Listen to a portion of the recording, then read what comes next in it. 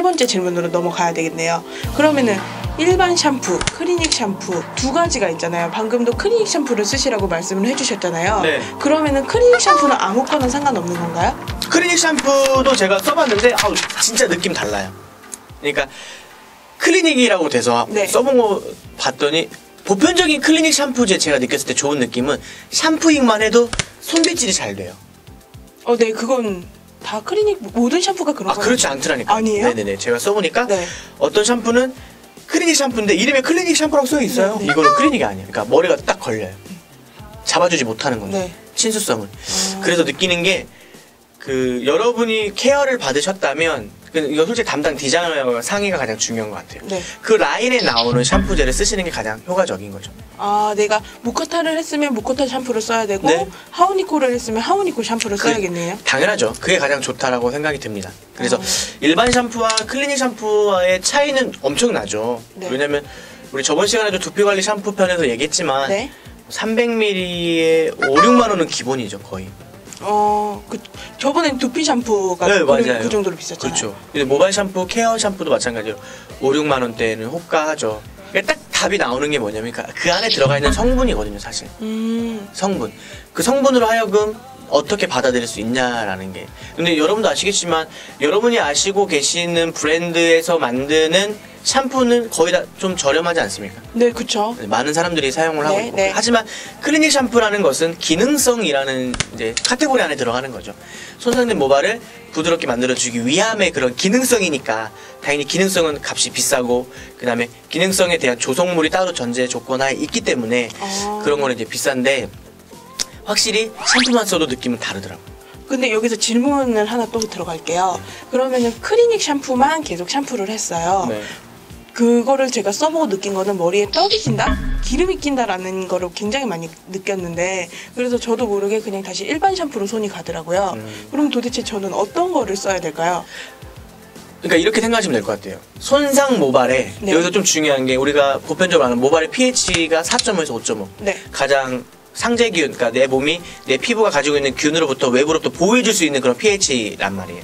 근데 손상된 모발에 물이라는 게 pH가 7이거든요. 네. 물이 닿으면 물은 알칼리인 거죠. 네, 그렇죠. 그러면 알칼리는 모발을 열잖아요. 네. 그럼 이 사람은 물만 닿아도 열리죠. 네. 그럼 기존에 본인이 가지고 있던 단백질이 빠지기 시작하는 거죠. 물만 닿아도. 네. 네. 그러니까 이분에게는 죄송하지만 pH 조절을 해줄 수 있는 샴푸제를 쓰셔야 되는 게 맞죠. 네. 알칼리가 높지 않은 거. 네네. 그게 바로 케어 샴푸인 거예요. 근데 만약에 고객님이 말씀하셨을 때 두피가 떡이 진다면 네. 두 가지를 쓰시는 게 맞아요. 병행을 하시는 게. 첫 번째가 네. 두피는 두피 샴푸를 쓰시는 게 맞겠죠.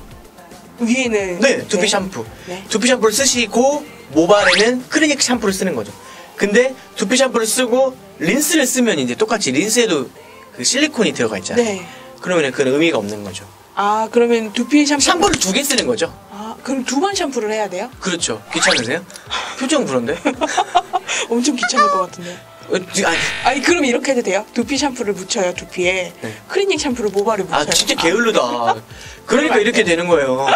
아니야, 따로따로. 보통 그렇게 생각을 하잖아요. 아니면은 저희 그런 분도 봤는데 샴푸 한 번 짜고 린스 한 번 짜서 섞어서 쓰시는 분도 봤어요. 대박이다. 그런 분이 있다니까요. 진짜 웃긴다. 이게 다르잖아요, 사실. 네, 다른 성분이죠. 무슨 쌈밥이야? 그거 아니에요. 그렇게 하면 돼요. 그럼요. 이게 성질이 틀리잖아. 샴푸는 진짜 답답하네. 갑자기 널 열받네요. 샴푸는 세정, 린스는 대전 방지제를 함유하고 있는. 그쵸? 네, 모발이 정전기 일어나지 말라고 막. 근데 그러면 막을 씌워주고 샴푸를 하면은 말이 돼요? 안 되지. 저 어이없네. 그래서 그분을 카운셀링을 해줬어요. 해줬죠. 뭐라고? 그렇게 하시면 안 된다고. 타당한 이유는 못 됐죠. 이게 미용사의 현실이에요. 왜냐면 제가 늘 얘기하고 싶은 게 뭐냐면 제 방송을 SNS에 이제 올려드리거든요. 네. 그럼 제 방송 보시고 좋은 정보가 너무 좋다 해. 근데 중요한 게 이거 여러분 다 아시는 얘기예요, 사실. 우리 미용사 되고 나서 모발 생리학 공부하면 이거 누구나 다 알아요. 알죠. 알죠. 네. 근데 제가 여러분들에게 좋은 정보를 드릴 수 있는 이유는 뭐냐면 깨알 자랑인데 저는 고객들한테 이런 얘기를 쉽게 어떻게 하면 설명할 수 있을까에 대해서 좀 생각을 좀 했던 사람인 것 같아요. 이 재료에서 클리닉을 가지고 와서 이런 철을 주잖아요. 화해철. 네, 네. 이 안에 보면 많이 써 있어요. 네. 그거를 그대로 읽고 손님한테 얘기하는 게 아니라 내가 한번 읽어보고 내가 고객이라면 어떤 말을 썼을 때 난 이해를 할까 생각했던 거죠. 그리고 그걸 고객한테 풀어서 얘기를 해주니까 고객은 이해를 하는 거고. 쉽게 이해를 하죠. 네네네네. 네. 그러니까 그거를 제가 또 이 방송을 통해서 얘기를 하니까 여러분은 그래 저런 게 있었네라고 뭐지 처음 듣는 얘기처럼 생각할 수 있다는 얘기죠. 하지만 여러분들이 다 아는 얘기를 하는 거예요. 근데 방식이 다른 거예요. 방식. 똑같은 얘기를 하는데 네. 재밌게 얘기하는 사람이 있고 그쵸. 재미없게 저처럼 얘기하시면 돼요. 뭔가 액션을 취하면서 그죠? 큰 액션을 취하면서. 표정을 생동감 있게 해주면서 그럼 고객이 이렇게 한다니까요. 근데 더 진지하게 고객님 머리가 많이 상하셨습니다. 힘든데요. 그럼 고객이 막 우울하지. 나도 힘든 거 알아서 왔는데 고객님 얼마나 고생 많으셨습니까. 진짜 맨날 거울 볼 때마다 힘드셨죠. 저도 느낍니다. 이거 제가 조금씩 한번 우리 만들어보고 싶습니다 하면 어때요? 하고 싶어요. 그러고 싶어요? 네, 돈 네. 갖고 와. 네. 당장 와! 이런 거예요. 고객이 손상모가 왔을 때 아싸 손상모 예 클리닉 이거 아니고요. 그 사람이 저것 때문에 얼만큼 힘들어서 여기까지 나를 찾아왔을까를 먼저 헤아려 주는 고객 게 입장을 먼저 해야 그럼요. 그러면 네. 오늘 당장 클리닉을 권하기보다 먼저 샴푸를 써보라고 권한다니까요.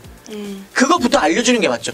내 클리닉이 지금 좋다라고 설명하기보다 네. 죄송한데 집에서 어떤 샴푸 쓰세요? 집에서 어떻게 관리하시죠? 저녁에는 어떻게 왜? 좋은 클리닉 받고 집에 와서 그 사람이 하는 습관대로 해버리면 아무 의미 없다니까요. 여태까지 다 그렇게 해왔어요. 그쵸. 그러니까 클리닉에 대한 불신이 생기고 맞아요. 다른 데 가서 하는 말이 저 클리닉 해봤어요. 별로 좋지도 않던데 뭐. 다 그러시더라고요. 그때뿐이잖아요. 네네. 그렇게 했으니까. 클리닉 시장은 꼭 필요합니다. 화학시술 하고 있는 미용실에서는 어느 정도 기본의 관리 베이스를 만들어줄 수 있는 헤어 케어예요. 그쵸. 요즘에 유행하고 있는 게 키핑 시스템이거든요. 키핑 시스템. 제가 했던 거를 놓고. 네, 본인이 제품을 사는 거죠. 네. 그리고 키핑을 해요. 네. 그리고 본인이 가고 싶을 때마다 디자이너의 인건비만 주는 거죠. 뭐 예를 들면 2만 원, 뭐 3만 원, 그 시술비만 주고 자기가 산 제품을 쓰는 거죠. 키핑 시스템으로. 요즘은 이게 그러니까 그만큼 관리를 많이 받고자 하는 분들이 많아졌다는 얘기죠. 그러니까 저는 사실 이렇게 키핑에 대한 그 다음에 모발 관리를 고객들한테 인지시켜줬던 미용사들에게는 이거예요. 그 사람들 때문에 우리가 살고 있는 거죠. 그쵸. 고마워해야 돼요.